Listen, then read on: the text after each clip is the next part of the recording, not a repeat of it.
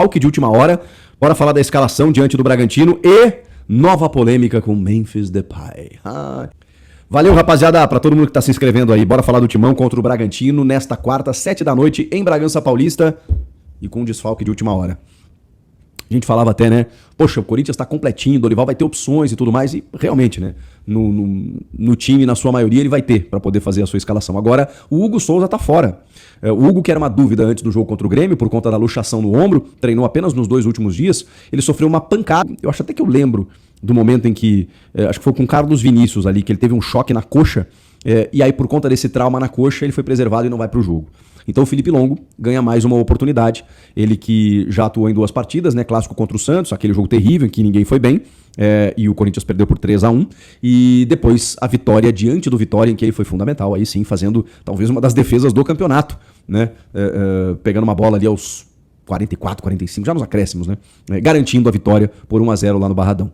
Felipe Longo, menino da base, 20 anos, que tá aos pouquinhos, né? Ganhando uma chance ou outra na ausência do Hugo Souza. E dessa vez ele também vai se ausentar por conta de lesão. Na sequência, o Hugo estará a serviço mais uma vez da seleção brasileira. Até esqueci de comentar isso no vídeo anterior.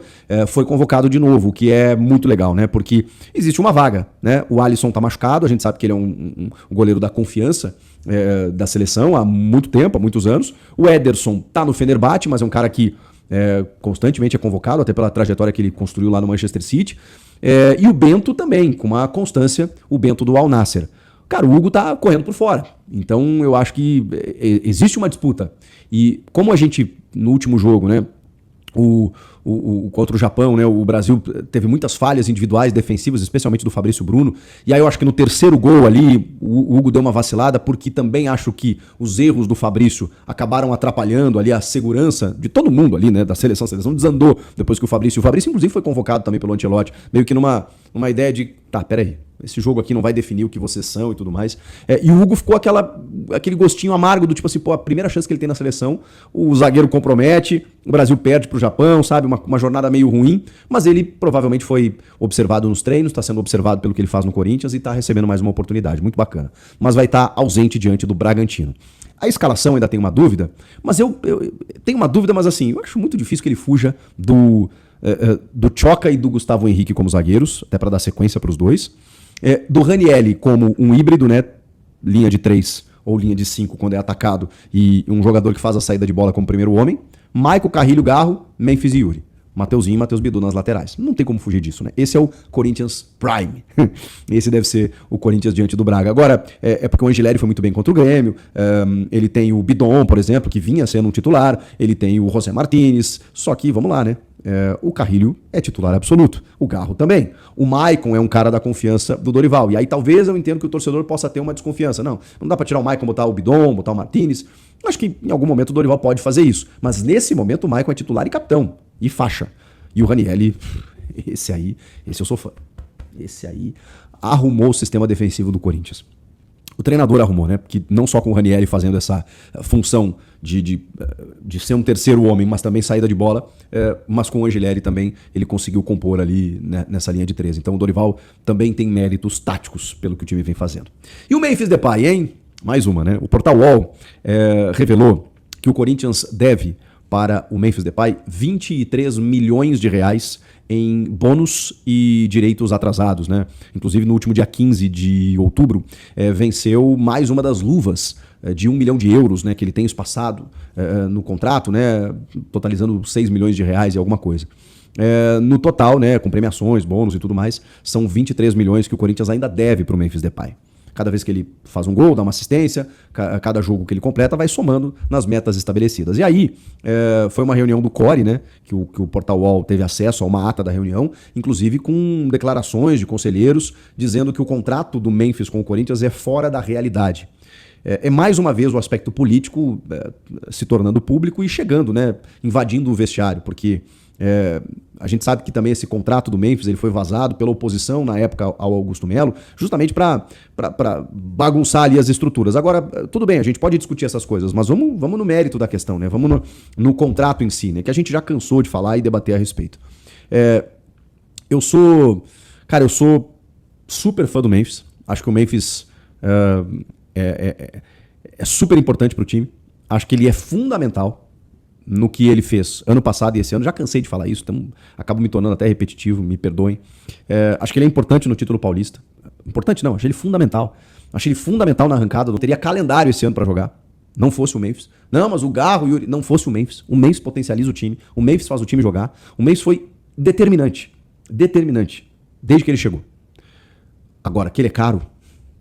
Ele é muito caro. Ele custa muito. E esse é o problema.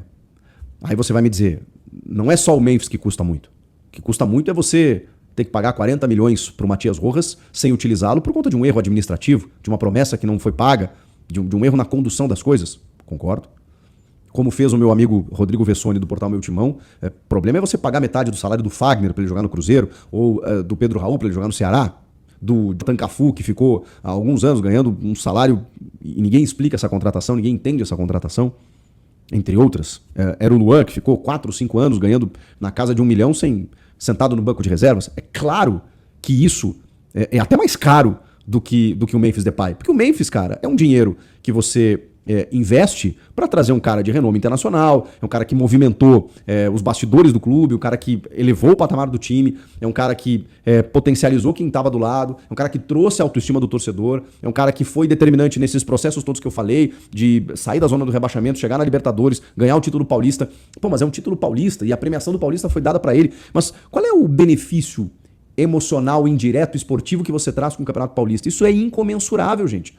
Eu falei sobre isso na época. Ninguém calcula a relevância, o impacto de um título paulista contra o seu maior rival, da maneira como aconteceu, depois de 6 anos, em termos de presença no estádio nos próximos jogos, ou enfim, no restante da temporada, compra de produtos.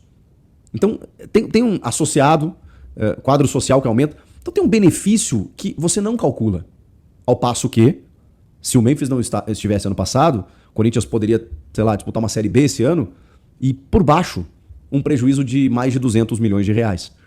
Porque aí você diminui, né, cotas de televisão, você perde poder de reforçar o teu time, você, com times mais frágeis, você não avança em competições e na verdade, nem estaria presente. Em Copa do Brasil, por exemplo, que hoje está na semifinal, só chegou porque classificou para a pré-Libertadores, depois de ter tido uma campanha horrorosa no estadual. É que agora mudou o regulamento de novo da Copa do Brasil, né? Mas no ano passado, para você estar nessa Copa do Brasil, você tinha que ter ido bem no estadual. E o Corinthians foi eliminado na primeira fase. Então tem muitas influências do Memphis que elas são inegociáveis. Agora, é óbvio que a realidade atual do clube ela é péssima. Se você chegar hoje para uma pessoa, olhar as contas do Corinthians e dizer, nós queremos contratar um jogador que ganha 4, 5, 6 milhões, que vai ter bônus de luvas de 1 milhão de euros a cada 6 meses e tal, o cara vai chegar e falar assim, não, beleza, mas a gente não pode fazer isso. Um cara consciente, responsável vai dizer, não dá. A menos que, não, peraí, vamos pegar um patrocinador aqui, que até arca uma parte do salário, mas vamos pegar um patrocinador aqui para bancar todo o vencimento do Memphis. Vamos pegar um outro aqui para pagar só as luvas dele. Vamos pegar um outro aqui para ele fazer uma campanha publicitária, uma contrapartida, mas o clube não se organizou nesse sentido. E isso não é exclusividade do Corinthians, né? O São Paulo trouxe o Daniel Alves achando que, contando, né, que o marketing, que o Daniel Alves fosse se vender ou se pagar. E isso nunca aconteceu. Então essa preguiça, né, dos gestores hoje, do tipo, não, vamos trazer esse cara aí, depois a gente vê como paga, onera e muito o clube da maneira como está onerando. Então, o que eu quero dizer com isso? Chico, você está no muro. Não, cara, é que eu acho que não é nenhuma coisa nem outra. Não é nem céu nem ao inferno. Ele é um cara importante. Agora, ele vale o que custa? Essa é uma pergunta difícil. Eu acho que ele vale muito. Eu acho que o Corinthians, como qualquer outro clube, você, para contratar um jogador desse nível, você precisa de investimento. Só que você precisa de estrutura para isso. Você precisa de gestão, organização, planejamento para trazer um cara desse e poder bancá-lo. Não da maneira como está sendo. E o grande problema para mim é esse. Você ter o Memphis no Corinthians é maravilhoso. É maravilhoso. Ele não justifica o que ele recebe. Cara, eu acho que teria maneiras de você compor o salário dele, de você pagar aquilo que o mercado hoje paga para jogadores desse nível, mas com a marca Corinthians, né, que é muito pouco explorada. E aí cai tudo no futebol, que tem que pagar valores exorbitantes para um único jogador. Isso realmente não condiz com a realidade do clube, que tem que vender o almoço para pagar a janta, que tem que arrumar dinheiro todos os dias para pagar despesas com funcionários do portão de entrada do clube associativo, do jardineiro, do piscineiro. porque muitas vezes não tem para pagar o vencimento desses funcionários. A situação do clube é caótica. E aí você tem um jogador desse nível que ganha isso, é óbvio que isso é discrepante. É óbvio que não condiz com a realidade. Mas nesse momento, o que você faz? Há um contrato que foi feito com ele. Eu já falei que eu não discuto chegar ao final do ano e rediscutir esse contrato. E entender que, cara, não tá dando. Agora, eu também não acho que ele seja o problema. Entende? Vocês entendem o que eu tô falando? Não é ficar no muro. É ter um meio termo. De entender assim, tá bom, ele custa muito, mas ele não seria mais caro não ter o Memphis? Não é mais caro a gente gastar com Thales Magnus e afim? Com Héctor Hernandes, que nem concentra, que nem treina, que nem... Quanto custou esse cara? Quanto custa esse cara por mês para ficar parado? Isso não é mais caro? Não é oneroso? Ao passo que o Memphis é um cara que está sempre te agregando dentro de campo? Então essa para mim é a discussão. Se você for rediscutir o contrato do Memphis, tá bem. Eu acho que realmente você não pode dar um passo maior do que a perna. Não vou defender isso. Defender loucuras e investimentos insanos. Mas, peraí, deixa eu olhar o todo aqui. Por que eu estou pagando um cara aqui que eu não uso? Por que eu estou investindo aqui nesse cara? Por que eu estou pagando o salário desse que está jogando lá? Sabe? Tem muito mais coisas para você analisar do que necessariamente o Memphis. É que o Memphis vende, né? O nome gera repercussão, debate, polêmica. E você, é Team Memphis ou No Memphis? Comenta aqui, inscreva-se no canal e eu volto na próxima.